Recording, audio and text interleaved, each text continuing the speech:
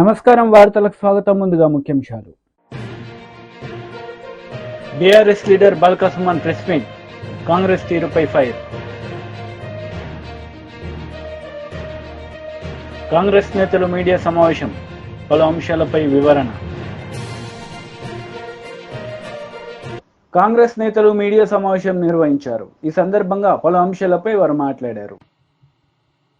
ఒక ఎజెండాను ముందు పెట్టారు. కాంగ్రెస్ ప్రభుత్వం అధికారంలోకి వస్తే ఇప్పుడు జరుగుతున్న ఈ 10 సంవత్సరాల్లో జరుగుతున్నటువంటి ఈ రాజరిక పరిపాలనని ఆ స్థానంలో ప్రజా పరిపాలన తీసుకొస్తానని చెప్పారు. పోటీ ఏం జరిగింది? రాజరిక పరిపాలనకి ప్రజా పరిపాలనకి మధ్య పోటీ జరిగింది. అది బీఆర్ఎస్ పార్టీ, కాంగ్రెస్ పార్టీ కావచ్చు. ఎజెండా మాత్రం రాజరిక పరిపాలన తీసి ఆ స్థానంలో ప్రజాపాలన తీసుకొస్తానని చెప్పారు.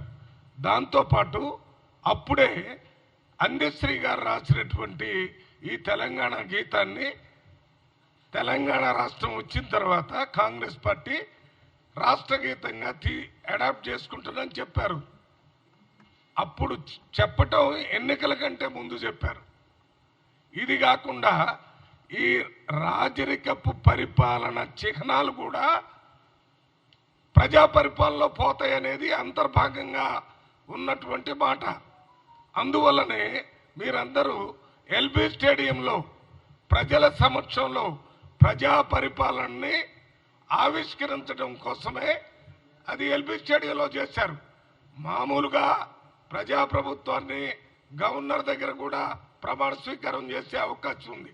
కొన్ని లక్షల మంది ప్రజల్ని పిలిచి ప్రజా పరిపాలనని ప్రజలకు ఇచ్చిన మాట ప్రకారం ప్రజా పరిపాలనని అక్కడ ఆవిష్కృతం చేసిన సందర్భంగా ఆ డయాస్ మీద రాశారు.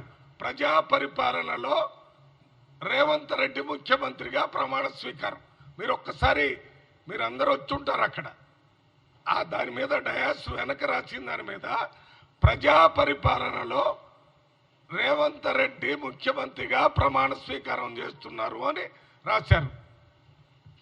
అదే రోజు మీరు పేపర్లు చూస్తే ఇదే మాట, ప్రజా పరిపాలనలో రాష్ట్ర ముఖ్యమంత్రి రేవంత్ రెడ్డి ముఖ్యమంత్రిగా ప్రమాణ స్వీకారం చేస్తారని ఆనాడు ఉన్నటువంటి అన్ని పేపర్లలో ఫస్ట్ పేజీ మొత్తం కూడా అడ్వర్టైజ్మెంట్ ఇచ్చారు. దాని ఉద్దేశం ఏంటి? ఆ రాష్ట్రంలో ఉన్నటువంటి రాజరికపు పరిపాలన స్థానంలో ప్రజా పరిపాలన వస్తుందని చెప్పటం. అందులో భాగంగానే ఇవాళ ఈ జయ జయ హో తెలంగాణ అనేటటువంటి ఈ పాటని, ఆ రాసినటువంటి పాటని యథాతథంగా దానికి సంగీతాన్ని ఆస్కర్ అవార్డు గ్రహీత కీరవాణి గారితో మరి దానికి సంగీతం సమకూర్చి అది ప్రజలకి అంకితం చేస్తున్నారు. ప్రజలు కోరుకొని ఆ పాట కావాలని మెజారిటీ, స్పష్టమైన మెజారిటీని కాంగ్రెస్ పార్టీకి ఇచ్చారు. ప్రజల కన్సెంట్ కంప్లీట్గా ఆ పాటని అడాప్ట్ చేసుకోమని చెప్పటం అనేది కూడా అందులో ఒక భాగం. అది అయిపోయింది. దాని తర్వాత ఇవాళ తెలంగాణ రాష్ట్రంలో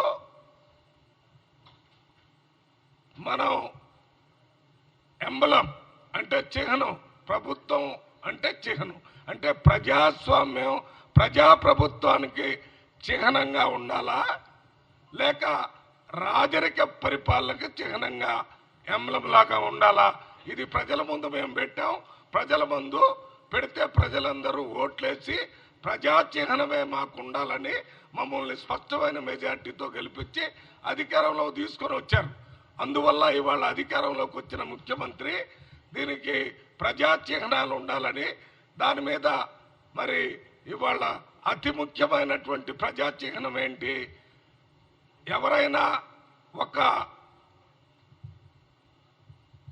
తెలంగాణ రాష్ట్రాన్ని సాధించాలని వారు త్యాగం చేసిన దాంట్లో అందరూ త్యాగం చేసి ఉండొచ్చు, కానీ ప్రాణత్యాగం అనేది నెంబర్ 1.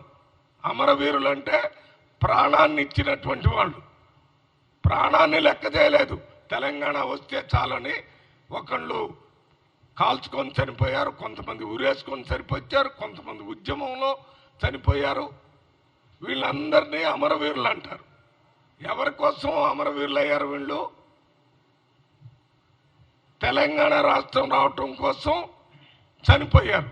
ఆ అమరవీరుల్ని చిహ్నంగా పెట్టుకోవాలని ప్రజాప్రభుత్వంలో అంతకంటే మించింది లేదని రాష్ట్ర ముఖ్యమంత్రి రేవంత్ రెడ్డి గారు ఆ ప్రయత్నం చేస్తుంటే టీడీపీ లీడర్ మీడియా సమావేశం నిర్వహించారు. ఈ సందర్భంగా పలు అంశాలపై ఆయన మాట్లాడారు. అది టాలీ అవుతే దాన్ని వ్యాలిడ్ చేసి కౌంటింగ్లో అలౌ చేయమని చెప్పి ఆయన స్పష్టంగా చెప్పడం జరిగింది. దాన్ని వైసీపీ వాళ్ళు ఏదో నష్టం జరిగిపోయింది, సీఈఓ ఆంధ్రప్రదేశ్ ఒక విచిత్రమైన సర్క్యులర్ ఇచ్చాడు, దేశమంతా ఒక రకంగా పోతుంటే ఈయన ఒక రకంగా పోతాడని చెప్పి నానా యాగి చేసి ఆయన కలవడం, వాళ్ళ బ్లూ మీడియాలో వాళ్ళ ఇష్టం వచ్చిన ప్రచారం చేసుకోవడం జరిగింది. అయితే సీఈఓ గారు చాలా స్పష్టంగా చెప్పాడు, నేను నా సొంత నిర్ణయాలు ఏం లేవు, ఇది కేంద్ర ఎన్నికల కమిషనర్ ఇచ్చిన దాన్ని నేను మళ్ళీ తిరిగి అందరికి చెప్పడం జరిగిందని చెప్పి చెప్పిన మీదట వాళ్ళు హైకోర్టులో వేశారు కేసు. హైకోర్టులో వేసినప్పుడు ఈ కేసు వేసిన వెంటనే సీఈఓ ఆంధ్రప్రదేశ్ కేంద్ర ఎన్నికల కమిషనర్ గారికి లెటర్ రాసి నేను ఇచ్చిన క్లారిఫికేషన్ మీద మీ అభిప్రాయం తెలపండి అని చెప్పి ఆయన రాయడం జరిగింది. నిన్న వెంటనే కేంద్ర ఎన్నికల కమిషనర్ చాలా స్పష్టంగా చెప్పింది, అటెస్టేషన్ ఫారం 13 మీద అటెస్టేషన్ ఆఫీసర్ సంతకం పెట్టి సీలు కానీ ఆయన స్టాంపు కానీ వేయకపోతే అటువంటి బ్యాలెట్లని తిరస్కరించడానికి వీలు లేదు, కాబట్టి అటన్నిటిని కూడా కౌంట్లో తీసుకోవాలని చెప్పి వాళ్ళు ఇమ్మీడియట్గా సెక్రటరీ కేంద్ర ఎన్నికల కమిషనర్ ఒక లెటర్ రాయడం జరిగింది. కోర్టులు దీన్ని ప్రొడ్యూస్ చేయడం జరిగింది. అప్పుడు వీళ్ళకి గొంతులు వెలకబడింది, ఏం చేయాలి? అయితే కేసు డిస్మిస్ అవుద్ది, లేదంటే మళ్ళీ వేరే అప్పీల్ వేసుకుని కేంద్ర ఎన్నికల కమిషనర్ ఇచ్చిన మెమోని మేము ఛాలెంజ్ చేస్తామని కోర్టుకు చెప్పిన దాని మీద కోర్టు కూడా అంగీకరించి మీరు దాన్ని ఛాలెంజ్ చేయండి అని చెప్పి చెప్పడం జరిగింది. అయితే ఇక్కడ సీఈఓ ఆంధ్రప్రదేశ్ గారు ఏం చేశారంటే, ఈ ఆర్ఓ ఎవరైతే ఉన్నారో వాళ్ళ దగ్గర అటెస్టేషన్ చేసిన అధికారి యొక్క వివరాలు రాష్ట్రంలో అందరు ఆర్ఓలకు పంపించండి అని చెప్పి ఒక చిన్న మెమో ఇచ్చాడు ఆయన 27/5/2024. ఈ మెమో అనేది ఒకవేళ పార్టీలకు అభ్యంతరకరం అవుతే దాన్ని నేను విత్డ్రా చేసుకుంటున్నా అని చెప్పి కోర్టులో చెప్పడం జరిగింది. ఆయన పోస్టల్ బ్యాలెట్ మీద సంతకాల్లో ఉండి స్టాంప్ లేకపోయినా సీల్ లేకపోయినా వాటిని కౌంట్ చేయాలి అన్న దాని మీద ఎక్కడ వెనక తగ్గల, కేవలం అటెస్టింగ్ ఆఫీసర్ యొక్క వివరాలని రాష్ట్రం అంతా పంపించే విషయంలోనే అది మేము విత్డ్రా చేసుకుంటామని చెప్పడం జరిగింది.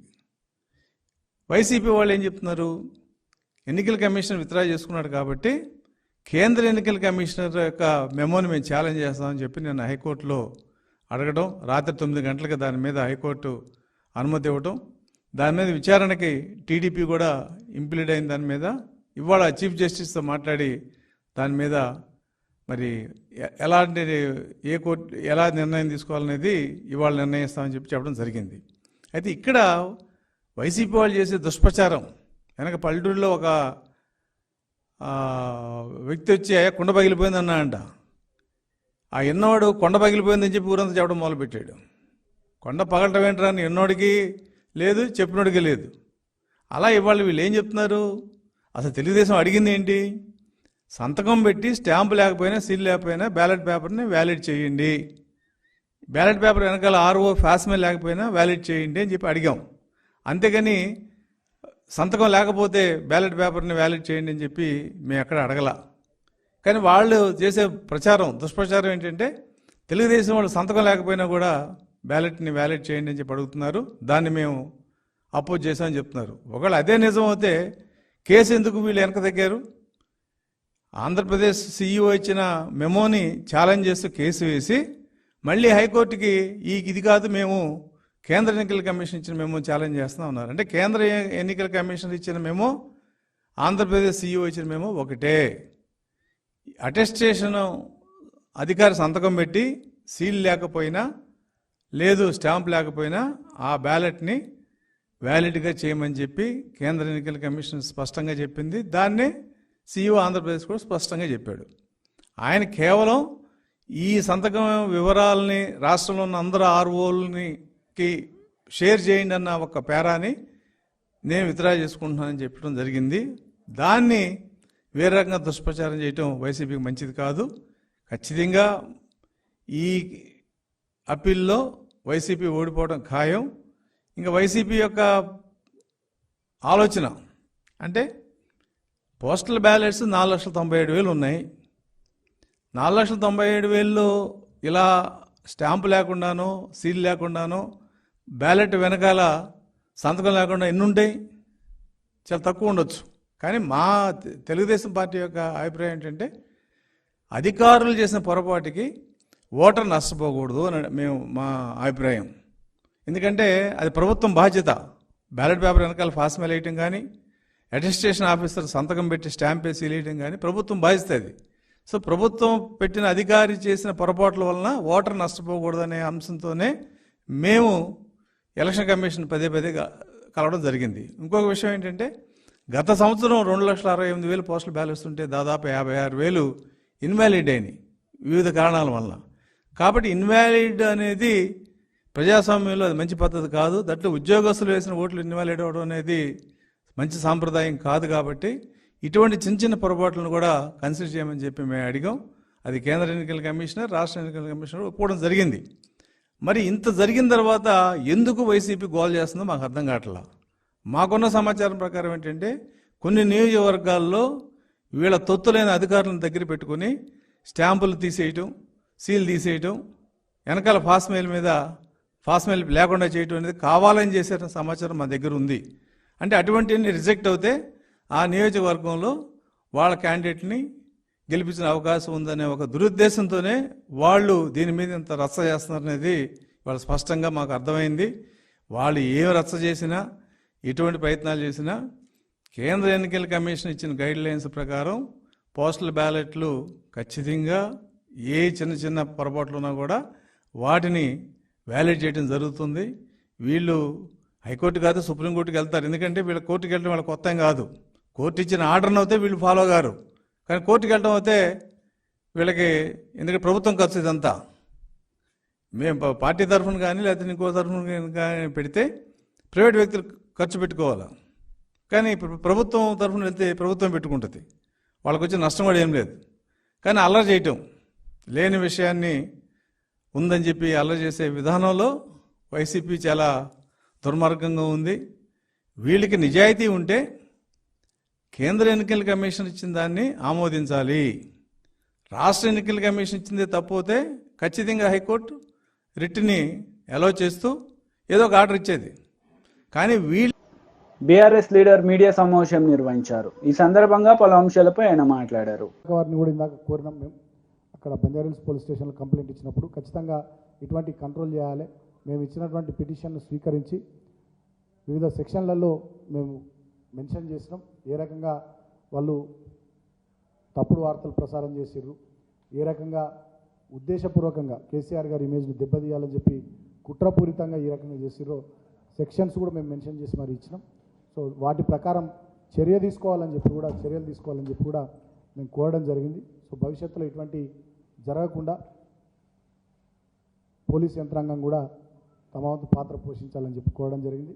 సో అంతిమంగా డెఫినెట్గా బీఆర్ఎస్ పార్టీ ఒక ప్రధాన ప్రతిపక్షంగా ఈ రాష్ట్రంలో ప్రభుత్వం ప్రజలకు ఇచ్చినటువంటి హామీలను నిలబెట్టుకోవడానికి ప్రభుత్వంపై పోరాటం చేస్తూనే తెలంగాణను తెచ్చిన పార్టీగా, తెచ్చిన తెలంగాణను 10 ఏళ్ళు బ్రహ్మాండంగా అభివృద్ధి దిశగా దేశానికే తలమానికంగా తీర్చిదిద్దినటువంటి పార్టీగా తెలంగాణ అస్తిత్వం కోసం, తెలంగాణ సంస్కృతి పరిరక్షణ కోసం, తెలంగాణ ప్రాంత ప్రయోజనాలు, తెలంగాణ ప్రజల హక్కుల కోసం నిరంతరం కేసీఆర్ గారి నాయకత్వంలో ఈ పార్టీ ఎవరెన్ని కుట్రలు చేసినా, ఎవరెన్ని తప్పుడు కథనాలు సృష్టించినా, ఎవరెన్ని వ్యక్తిత్వాలను దెబ్బతీసే, మా నాయకుల వ్యక్తిత్వాలను దెబ్బతీసే ప్రయత్నాలు చేసినా మా పోరాటాన్ని ఖచ్చితంగా కొనసాగిస్తాం. నేను మీడియాను కూడా కోరుతా ఉన్నా, ప్రజాస్వామ్యంలో మీరు 4th ఎస్టేట్, డెఫినెట్గా మీరు కూడా సహకరించండి. అందరం కూడా కలిసి రాష్ట్ర ప్రజలకు ప్రయోజనం కలిగే విధంగా, రాష్ట్రం మంచిగా ముందుకు సాగే విధంగా ప్రతిపక్షంగా, అదేవిధంగా మీడియా ప్రజాస్వామ్యంలో 4th ఎస్టేట్గా కలిసి పనిచేద్దామని చెప్పి కూడా నేను కోరుతా ఉన్నాను. Thank you. వినిపిస్తలే ఆడియో? ఓకేనా? మొన్న ఢిల్లీ హైకోర్టులో ఎమ్మెల్సీ కవిత గారి బెయిల్ పిటిషన్పై వాదనల సందర్భంగా ఈడీ ఎన్ఫోర్స్మెంట్ డైరెక్టరేటు వాళ్ళు కేసీఆర్ గారి పేరును ప్రస్తావించిందని చెప్పి కొన్ని ఛానల్స్ ఇష్టం వచ్చినట్టుగా న్యూస్ను ప్రసారం చేయడం జరిగింది. వాళ్ళందరూ కూడా వాస్తవాలు నిర్ధారణ చేసుకోకుండా కేసీఆర్ గారి ఇమేజ్ను దెబ్బతీయాలని చెప్పి, కేసీఆర్ గారిపై బురద జల్లాలని చెప్పి వాళ్ళు కేసీఆర్ గారి బ్రాండ్ను దెబ్బతీయాలని చెప్పి వార్తలు ప్రసారం చేసినట్టుగా తెలుస్తూ ఉంది. అటువంటి ఒక 16 న్యూస్ ఛానల్స్పై ఇవాళ బంజారాహిల్స్ పోలీస్ స్టేషన్ పరిధిలో, అదేవిధంగా ఫిలింనగర్ పోలీస్ స్టేషన్ పరిధిలో, జూబ్లీహిల్స్ పోలీస్ స్టేషన్ పరిధిలో, తర్వాత పంజాగుట్ట పోలీస్ స్టేషన్ పరిధిలో కంప్లైంట్ ఇవ్వడం జరిగింది. నిరాధారమైనటువంటి వార్తల్ని ప్రసారం చేసి మా పార్టీ అధినాయకులు కేసీఆర్ గారి ఇమేజ్ను దెబ్బతీయాలనేటటువంటి కుట్ర చేసినందుకు వారి మీద చర్యలు తీసుకోవాలి. ఇటువంటి తప్పుడు వార్తలు భవిష్యత్తులో ఎలాంటి ఆధారాలు లేకుండా, ఎలాంటి వాస్తవాలు లేకుండా అబద్ధాలను, దుష్ప్రచారాలను చేసేటటువంటి ఛానల్స్ను కట్టడి చేయాలనేటటువంటి విషయాన్ని వాళ్ళ కంప్లైంట్ రూపంలో పోలీసు దృష్టికి తీసుకొని పోవడం జరిగింది. తగిన చర్యలు తీసుకోవాలని చెప్పి కూడా కోరడం జరిగింది. ఆ న్యూస్ ఛానల్స్ ఒక 16 news channels: ABN Andhrajyothy news channel, ETV news channel, V6 news channel, NTV news channel, I news channel, Amma news channel, BRK news channel, dial news channel, journalist Sai channel, mic TV news channel, nationalist hub channel, prime news channel, RTV news channel, Raj news channel, red TV news channel, wild wolf Telugu news channel, ఇట్లా 16 news ఛానల్స్కి సంబంధించి complaint ఇవ్వడం జరిగింది. So నేను ఆయా news channels యాజమాన్యాలకు, రిపోర్టర్లకు విజ్ఞప్తి చేస్తూ ఉన్నా, కోరుతా ఉన్నా. కేసీఆర్ గారు 14 ఏళ్ల పాటు పోరాటం చేసి తెలంగాణ తెచ్చిన నాయకుడు. 10 సంవత్సరాలు 2 టర్ములు తెలంగాణ ప్రజల ఆశీర్వాదంతో అద్భుతంగా తెలంగాణ ప్రజల సంక్షేమం, అభివృద్ధి కోసం కష్టపడి నిరంతరం తపన కొద్దీ పనిచేసినటువంటి నాయకుడు. ఒక 50 సంవత్సరాల పాటు, సుమారు 5 దశాబ్దాలకు పైగా భారత రాజకీయాల్లో, అదేవిధంగా ఉమ్మడి ఆంధ్రప్రదేశ్ రాష్ట్ర రాజకీయాల్లో, తెలంగాణ రాష్ట్ర రాజకీయాల్లో తనదైన పాత్ర పోషించినటువంటి వ్యక్తి. కాబట్టి అటువంటి కేసీఆర్ గారి ఇమేజ్ను, కేసీఆర్ గారి వారి ఔన్నత్యాన్ని, వారి విశిష్టతను తక్కువ చేసే విధంగా ఇష్టం వచ్చినట్టుగా నిరాధారమైనటువంటి వార్తల్ని ప్రసారం చేయొద్దని ఈ సందర్భంగా నేను ఆయా న్యూస్ ఛానల్స్ని కోరుతా ఉన్నా. ఇవాళ ప్రజాస్వామ్యంలో 4th ఎస్టేట్ అంటారు మీడియాను. మరి ప్రతిపక్షంగా ఉన్న బీఆర్ఎస్ పార్టీకి ప్రజల కోసం, ఈ ప్రాంత అభివృద్ధి కోసం, అధికార పక్షంపై వాళ్ళు ఎన్నికల సందర్భంగా ప్రజలకు ఇచ్చినటువంటి మాటల్ని నిలబెట్టుకోవాలనేటటువంటి అంశంపై మేము చేస్తున్నటువంటి పోరాటానికి, కార్యక్రమాలకు మద్దతుగా నిలబడి ప్రజల గొంతుకగా ఉండి ప్రజాస్వామ్యాన్ని ఈ రాష్ట్రంలో పరిరక్షించాల్సినటువంటి బాధ్యత ఈ మీడియా తీసుకోవాలి. అబద్ధాలను ప్రసారం చేయడం, అవాస్తవాలను ప్రసారం చేయడం, కేసీఆర్ గారి మీద కోపం కొద్ది కొంతమంది ఏదో చేస్తే దాన్ని ప్రచారం చేయడం, ఈ రకమైనటువంటిది ఇది మంచిది కాదు. ఈ పద్ధతి మానుకోవాలని చెప్పి కూడా నేను హితవలుకుతా ఉన్నా. డెఫినెట్గా బీఆర్ఎస్ పార్టీ నిర్ణయం తీసుకున్నది. రాబోయే రోజుల్లో కూడా మేము రాజ్యాంగానికి లోబడి చట్టబద్ధంగా లీగల్ ఫైట్ ఖచ్చితంగా, అవి న్యూస్ ఛానల్స్ అయినా, అవి పేపర్లైనా, సోషల్ మీడియాకి సంబంధించినటువంటి అంశాలైనా డెఫినెట్గా కాంగ్రెస్ నేతలు మీడియా సమావేశం నిర్వహించారు. ఈ సందర్భంగా పలు అంశాలపై వారు మాట్లాడారు. అవమానించే విధంగా బీజేపీ నాయకులు మాట్లాడడం అనేది ఎవరు కూడా సహించలేని పరిస్థితులు ఉన్నాయి. గతంలో రైతు వ్యతిరేక నల్ల చట్టాలు బీజేపీ ప్రభుత్వం తీసుకొస్తే మీకు తెలుసు, ఇక్కడ నుంచి టీఆర్ఎస్ ఎంపీలు హైదరాబాద్ నుంచి చార్టెడ్ ఫ్లైట్లలో ఢిల్లీకి పోయి పార్లమెంట్లో ఆ చట్టాలు నెగ్గే విధంగా కృషి చేస్తే మా నాయకుడు రాహుల్ గాంధీ గారు రైతు సంఘాలకు బాసటగా నిలిచి బీజేపీ తీసుకొచ్చిన నల్ల చట్టాలను వాపస్ తీసుకునే విధంగా కృషి చేసినటువంటి నాయకుడు. ఒక పార్టీ తెచ్చిన చట్టాలను ఆ పార్టీ వాళ్ళే వాపస్ తీసుకున్నారంటే ప్రజల్లో ఈ బీజేపీ పైన ఎంత వ్యతిరేకత ఉన్నది అన్నది ప్రజలంతా కూడా గ్రహిస్తున్నారు. ముఖ్యంగా ఈరోజు ఈ యొక్క బీజేపీ నాయకులు గతం లోపల ఇక్కడ టీఆర్ఎస్ ప్రభుత్వం ఉన్నప్పుడు వాళ్ళ పైన ఈగ కూడా వాళ్ళకు కూడా చూసుకున్నారు. అప్పుడు ప్రధానమంత్రి గారు హైదరాబాద్ నగరానికి వస్తే కేసీఆర్ గారు ఏం మాట్లాడినంటే మీ చల్లని ప్రేమ మా పైన ఉండాలి, వేరే ముఖ్యమంత్రులాగా మేము 1000 కోట్లు తీసుకొచ్చి ఇవ్వమని చెప్పి మేము అడగము అని చెప్పి మాట్లాడాను. అంటే దీని ఉద్దేశం ఏంది? లోపాయికారిగా వాళ్ళిద్దరు కూడా కలిసే ఉన్నారు అన్నదానికి మనకు టోటల్గా అర్థమవుతున్నటువంటి విషయం. అదేవిధంగా జేపీ నడ్డా గారు, అమిత్ షా, బండి సంజయ్తో పాటు అనేక మంది నాయకులు కేసీఆర్ను జైలుకు పంపిస్తామని చెప్పి ఊరికే ఊకదంపుడు ఉపన్యాసాలు పలు సందర్భాల లోపల చెప్పిర్రు. మరి నిజంగా ఎందుకు వాళ్ళు ఆ దిశగా నిర్ణయాలు చేయలేదు, ఎందుకు ఆదేశాలు సిబిఐకి ఇవ్వలేదు కేసీఆర్ పైన అన్నది మనమంతా కూడా ఆలోచన చేయాల్సినటువంటి అవసరం. కేంద్రం తమ ఫోన్లు ట్యాప్ చేస్తుందంటూ మా నాయకుడు రాహుల్ గాంధీ గారు స్వయంగా ప్రకటించారు.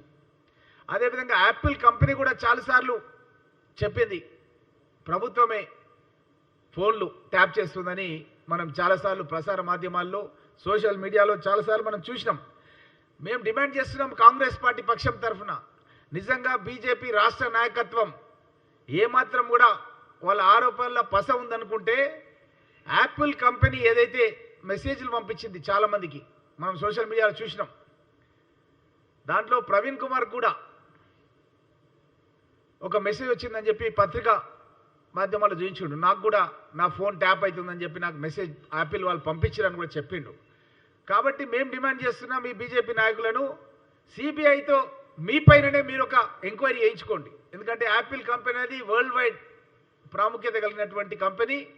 ఆ కంపెనీ వాళ్ళే మెసేజ్ పంపిస్తున్నారు వాళ్ళ యొక్క వినియోగదారులకు, మీ యొక్క ప్రభుత్వాలు మీ ఫోన్లను ట్యాప్ చేస్తున్నాయన్న విషయాన్ని బాటంగా మెసేజ్ వచ్చింది అన్న విషయాలు పలు సందర్భాల్లో మనం చూసినాం. కాబట్టి కాంగ్రెస్ పార్టీ పక్షాన మేము డిమాండ్ చేస్తున్నాం, బీజేపీ రాష్ట్ర నాయకత్వం వెంటనే సిబిఐని డిమాండ్ చేసి వాళ్ళ యొక్క ప్రభుత్వమే యాపిల్ కంపెనీ ఏదైతే డిమాండ్ చేసిందో, ఏ మెసేజ్ పంపించో దానిపైన విచారణకు ఆదేశాలు చేయాలని చెప్పి కాంగ్రెస్ పార్టీ పక్షాన మేము డిమాండ్ చేస్తున్నాం.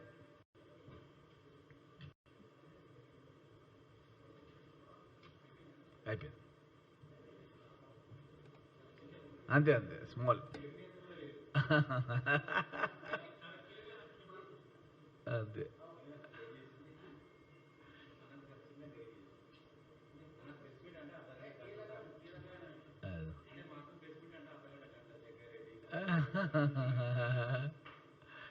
కొనసాగిస్తామంటారు అదే ఇంక కొద్దిగా.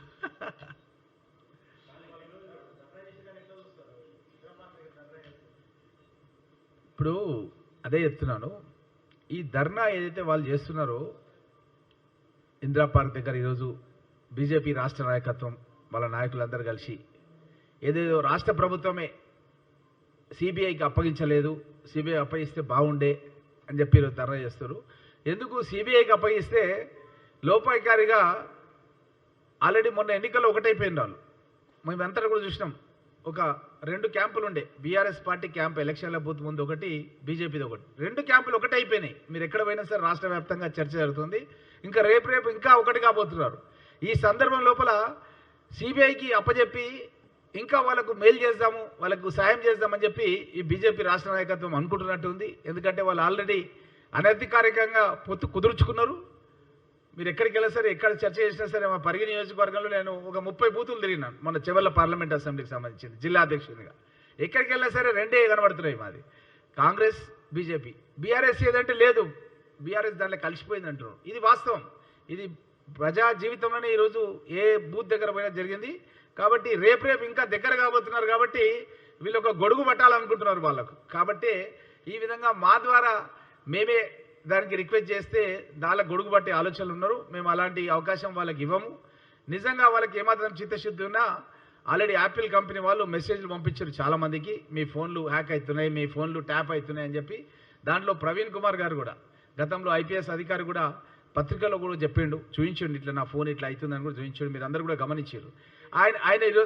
ఆయన ఈరోజు ఆల్రెడీ టీఆర్ఎస్ పక్షాన్నే ఉన్నాడు ఆయన.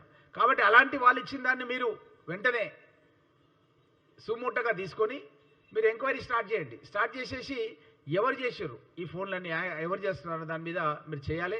మా నాయకుడు రాహుల్ గాంధీ గారు కూడా మోడీ పైనే అనుమానం వెలిపించింది గతం లోపల, ఫోన్లు ట్యాప్ చేస్తుందని చెప్పి. కాబట్టి కేటీఆర్ అనుమానం అన్నది అదంతా కూడా లోపాయికారి అండర్స్టాండింగ్ తప్ప వాళ్ళే ఫోన్లు ట్యాప్ చేసిన విషయం ఇప్పుడు ఎంక్వైరీ నడుస్తున్న విషయం మనందరికీ తెలిసిన విషయమే. ఏ విధంగా ట్యాప్ చేశారు, ఏ విధంగా ఎన్నికల్లో డబ్బులు పంపించారు. వార్తలు ముగించే ముందు ముఖ్యాంశాలు మరోసారి. BRS leader Balka Suman press meet, Congress తీరుపై ఫైర్. కాంగ్రెస్ నేతలు మీడియా సమావేశం, పలు అంశాలపై వివరణ. ఈ వార్తలు ఇంతటితో సమాప్తం. తిరిగి ప్రసారమయ్యే వార్తలు మళ్ళీ కలుద్దాం. అంతవరకు సెలవు. నమస్తే.